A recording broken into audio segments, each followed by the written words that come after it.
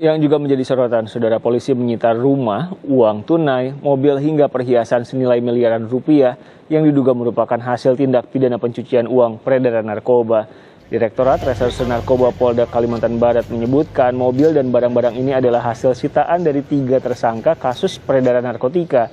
Barang bukti yang disita polisi dalam kasus ini antara lain 2 rumah, 3 mobil, sepeda motor, bermacam perhiasan emas, uang tunai hingga buku tabungan dengan nilai total aset mencapai 2,1 miliar rupiah. Rumah kan bisa dibawa ke sini.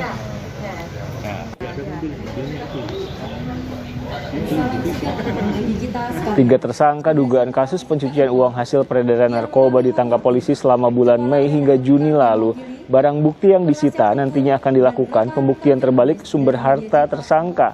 Polisi menyebut penyitaan harta tersangka pengedar narkotika dilakukan untuk memutus aliran dana agar peredaran narkoba bisa terhenti.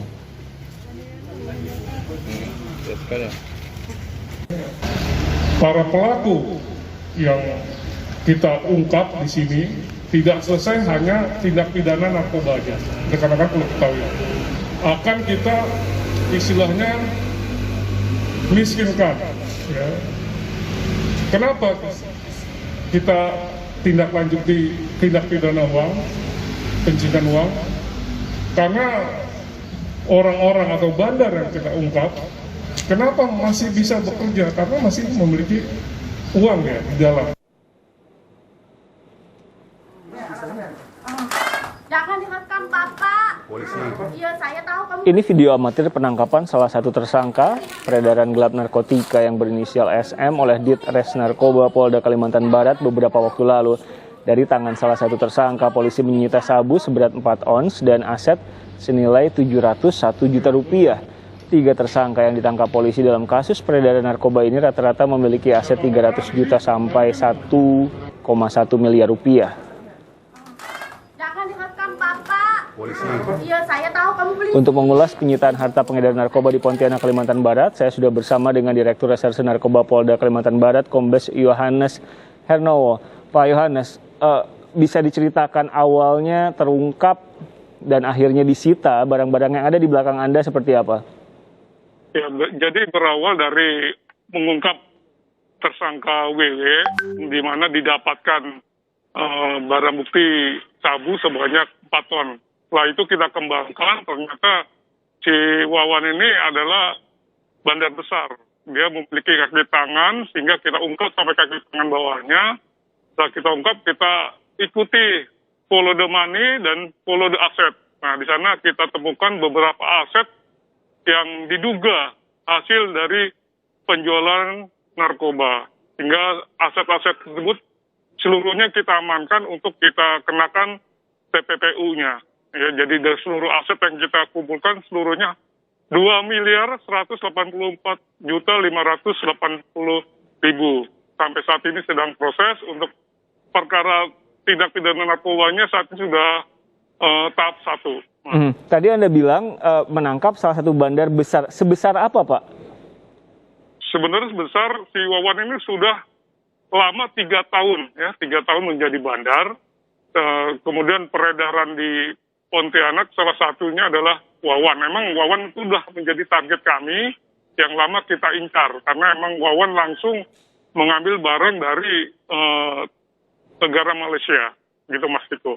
Ini kan 3 orang yang ditangkap, Pak. Koreksi saya kalau salah. Nah, 3 orang ini memang saling terhubung atau apanya Wawan tadi? Jadi ketiga orang tersebut adalah Wawan sama LH, terus sama inisialnya SM. Jadi setelah Wawan mengambil barang dari seberang, kemudian dibagikan kepada LH sama SM untuk diedarkan di Pontianak. Oh, jadi Wawan ini bandarnya, kemudian dia meminta 2 orang tadi untuk mengedarkan. Iya. Ini total miliaran rupiah, aset, barang, dan lain-lain yang disita di belakang Anda oleh kepolisian itu semuanya hasil penjualan narkoba atau gimana, Pak? Ya, setelah kita dalami, ya memang dari ketiga tersangka itu tidak memiliki pekerjaan lain. Emang tidak hanya pekerjaannya sebagai peredar. Jadi setelah kita dalami, dari yang kita sita buku rekening maupun kendaraan yang dia beli tidak bisa menunjukkan asal-usul uangnya itu dari mana. Ini juga akan dikembangkan ke tindak pidana pencucian uang. Bisa dijelaskan lebih detail soal itu, Pak Yohanes? Bagaimana, Mas? Ini juga kan akan dikembangkan ke tindak pidana pencucian uang. Bisa jelaskan secara detail soal itu seperti apa sejauh ini sudah apa perkembangannya? Jadi untuk perkembangan tindak pidana pencucian uangnya udah kita periksa seluruhnya, saksi-saksi, kemudian dari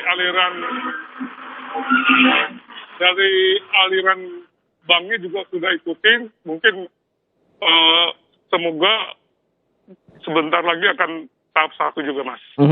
Ini mereka mengedarkannya di daerah mana saja, Pak? Ya, hasil pemeriksaan keterangan si tersangka bahwa yang barang sabu itu diedarkan hanya di kota Pontianak aja, Mas. Tadi saya juga menyimak wawancara Anda dengan sejumlah media. Anda bilang ini akan digunakan dengan pembuktian terbalik. Bisa cerita lebih banyak soal itu, Pak Yohanes? Ya, jadi kalau tindak pidana pencucian uang kan nanti dipersidangkan kalau dia memiliki pembuktian bisa dibuktikan di persidangan, Mas. Kalau emang itu bukan hasil dari penjualan hasil narkoba, mungkin bisa dibuktikan nanti di pengadilan gitu maksudnya. 3 orang sudah ditangkap. Pengembangannya seperti apa, Pak? Apakah di atasnya W tadi, seperti yang Anda bilang, masih ada lagi orang yang memiliki kekuatan finansial besar untuk mengedarkan narkoba dan membahayakan warga? Hasil keterangan dari tersangka Wawan, bahwa di atas Wawan emang tidak ada lagi, karena emang menurut keterangan Wawan ngambil sendiri langsung dari Malaysia. Kemudian diredarnya dengan 2 orang tersebut tersangka yang lain gitu. Oh, jadi sejauh ini kepolisian baru akan 3 orang ini saja ya, Pak? Belum ada pengembangan ke kemungkinan di bawahnya Wawan ada lagi atau tidak? Ya, tidak ada. Belum, sementara ini belum ada. Oke, terima kasih Pak Yohanes meluangkan waktu untuk kami di Kompas Petang. Informasi yang juga menjadi sorotan.